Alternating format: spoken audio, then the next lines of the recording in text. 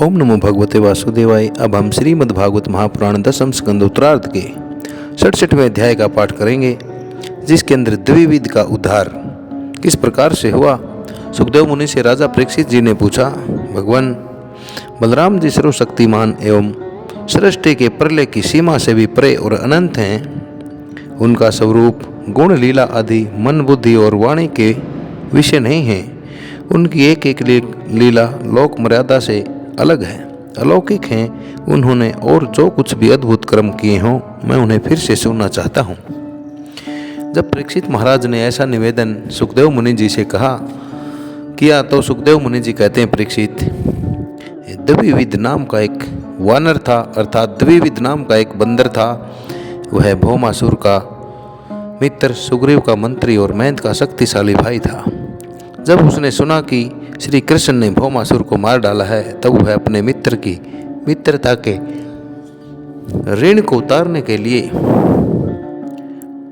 विलाप करता हुआ आगे आया और वह वानर बड़े बड़े नगरों, गांवों, खानों और अहिरों की बस्तियों में आग लगाकर उन्हें जलाने लगा। कभी वह बड़े बड़े पहाड़ों को उखाड़कर उनसे प्रांत के प्रांत चकनाचूर कर देता, और विशेष करके ऐसा काम वह काठियावाड़ देश में ही करता था, क्योंकि उसके मित्र को मारने वाले भगवान श्री कृष्ण उसी देश में निवास करते थे। द्विविध वानर में 10,000 हाथियों का बल था। कभी कभी वह दुष्ट समुद्र में खड़ा हो जाता और हाथों से इतना जल उछालता कि समुद्र तट के देश डूब जाते।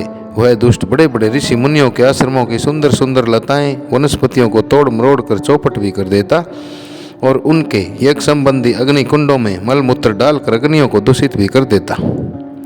जैसे भृंगी नाम का एक कीड़ा दूसरे कीड़ों को ले जाकर अपने बिल में बंद कर देता है, ठीक वैसे ही वह मद से उन्मत्त रहने वाला वानर स्त्रियों और पुरुषों को भी ले जाकर पहाड़ों की घाटियों और गुफाओं में डाल देता। फिर बाहर से बड़े बड़े चट्टाने रखकर उनका मुंह बंद कर देता। इस प्रकार वह देशवासियों का तो तिरस्कार करता ही था, कुलीन स्त्रियों को भी दूषित कर देता था। एक दिन वह दुष्ट सुललित संगीत सुनकर रैवतक पर्वत पर जा पहुंचा। वहां उसने देखा कि यदुवंश शिरोमणि बलराम जी सुंदर सुंदर युवतियों के झुंड में बैठे हुए हैं। उनका एक एक अंग अत्यंत सुंदर और दर्शनीय है, और वक्षस्थल पर कमलों की माला लटक रही है, अर्थात उनके छाती पर गले के अंदर कमलों की माला लटक रही है। वे मधुपान करके मधुर संगीत गा रहे थे और उनकी आंखें आनंद उन्माद से विवल हो रहे थे। उनका शरीर इस प्रकार शोभायमान हो रहा था, मानो कोई मदमत हाथी हो। वह दुष्ट वानर वृक्षों की शाखाओं पर चढ़ जाता और उन्हें झकझोर देता। कभी स्त्रियों के सामने आकर किलकारी भी मारने लगता। युवती स्त्रियां स्वभाव से ही चंचल और हास परिहास में रुचि रखने वाली होती हैं। बलराम जी की स्त्रियां उस वानर की ढिठाई देखकर हंसने लगी। अब वह वानर भगवान बलराम जी के सामने ही उन स्त्रियों की अवहेलना करने लगा। वह उन्हें कभी अपनी गुदा दिखाता तो कभी बाहें मटकाता, फिर कभी कभी गरज तरज कर मुंह बनाता, भुड़कता। वीर शिरोमणि बलराम जी उनकी यह चेष्टा देखकर क्रोधित हो गए। उन्होंने उस पर पत्थर का एक टुकड़ा फेंका, परंतु द्विविद ने उससे अपने को बचा लिया और झपट कर मधु कलश को उठा लिया और बलराम जी की अवहेलना करने लगा। उस धूर्त ने मधु कलश को तो फोड़ ही डाला, स्त्रियों के वस्त्र भी फाड़ डाले, और अब वह दुष्ट हंस हंसकर बलराम जी को क्रोधित करने लगा। परीक्षित जब इस प्रकार बलवान और मद से भरे हुए द्विविद बलराम जी को नीचा दिखाने लगे और उनका घोर अपमान करने लगे, तब उन्होंने उसकी ढिठाई देखकर और उसके द्वारा स्थाये हुए देशों की दुर्दशा विचार करके उस शत्रु को मार डालने की इच्छा से क्रोधपूर्वक अपना हल और मूसल उठाया।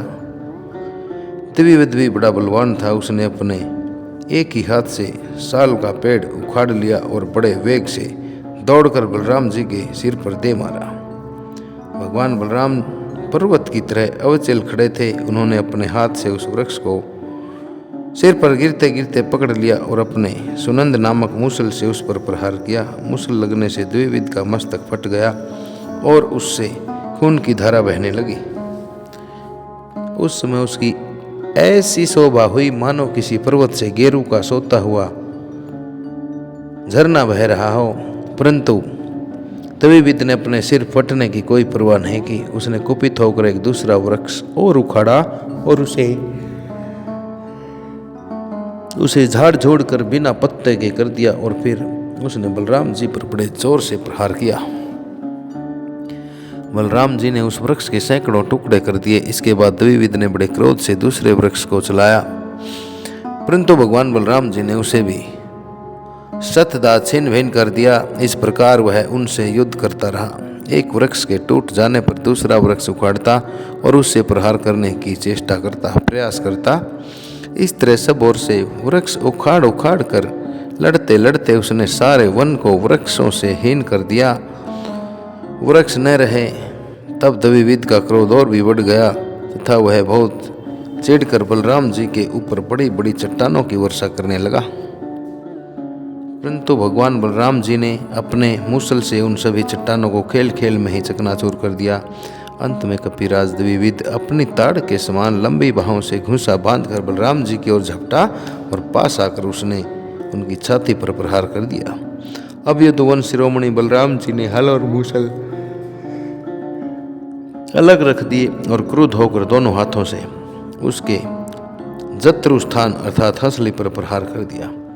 इससे वह वानर खून उगलता हुआ धरती पर गिर पड़ा। परीक्षित, आंधी आने पर जैसे जल में ढोंगी डगमगाने लगती है, वैसे ही उसके सिर से बड़े बड़े वृक्षों और चोटियों के साथ सारा पर्वत हिल गया। आकाश में देवता लोग जय जय, सिद्ध लोग नमो नमः और बड़े बड़े ऋषि मुनि साधु साधु के नारे लगाने लगे और बलराम जी पर फूलों की वर्षा करने लगे। परीक्षित, द्विविद ने जगत में बड़ा उपद्रव मचा रखा था, अतः भगवान बलराम जी ने उसे इस प्रकार मार डाला और फिर वे द्वारकापुरी में लौट आए। उस समय सभी स्त्री और पुरुष भगवान बलराम की प्रशंसा कर रहे थे। इस प्रकार द्विविद का उद्धार किस प्रकार से हुआ नामक अध्याय सभी श्रोताओं द्वारा सर्वित किया गया। नरेंद्र कौशिक की ये सभी से परम भाव से विनीत प्रार्थना रहती है कि सनातन धर्म और हिंदू धर्म के प्रचार और प्रसार के लिए कृपया इन पुण्यमयी कथाओं को आगे से आगे शेयर करें। ओम नमो नारायण चैनल को अवश्य सब्सक्राइब करें, पुण्य के भागी बने। इन्हीं शब्दों के साथ आप सभी को ओम नमो भगवते वासुदेवाय, ओम नमो भगवते वासुदेवाय।